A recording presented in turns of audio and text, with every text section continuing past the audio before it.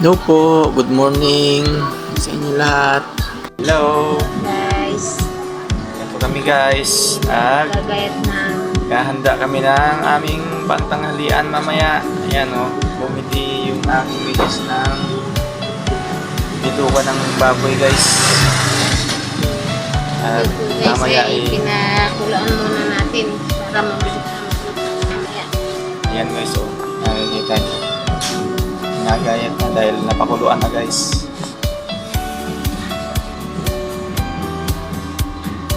Dito kami ngayon, naghahanda na kami pang tanghalian guys. At good morning yan sa lahat ng manonood natin, mga viewers. Hello po sa lahat ng viewers. Ito nga pala guys, bituka ng baboy. Yan no. Meron pa tayo natitirang 10 tray na itlog. Ito guys yung bituka ng baboy. Pinakuluan na ng aking misis para gagayatin na lang.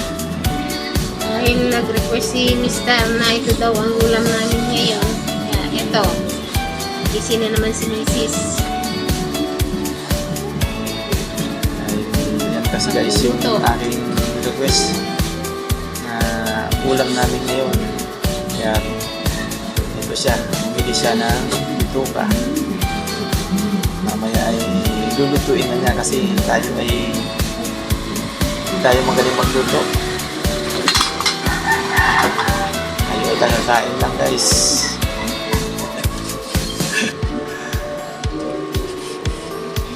Si Mrs. lagi na sa kusina. Pero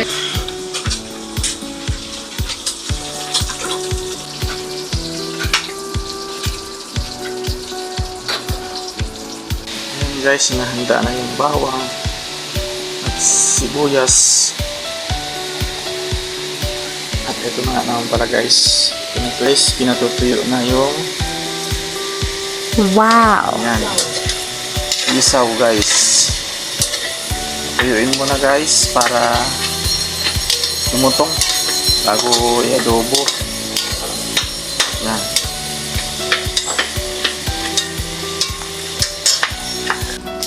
Guys. Yun, namula-mula na. Dahil lang tayo guys kasi tumatalsik.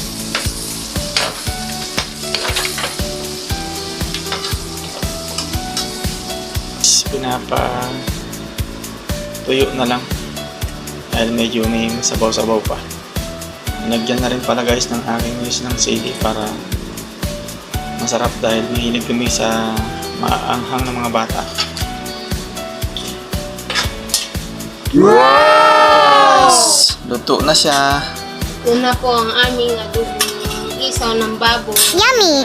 Mr. Siguradong mapapadala na naman ang kain ito. Yan, sarap ang kain natin ito guys. Wow! Yummy! Yan, tamang-tama, maanghang-anghang yan. May sili. Hanggang dito na lang guys. Thanks for watching. Please follow my page and like and share and subscribe.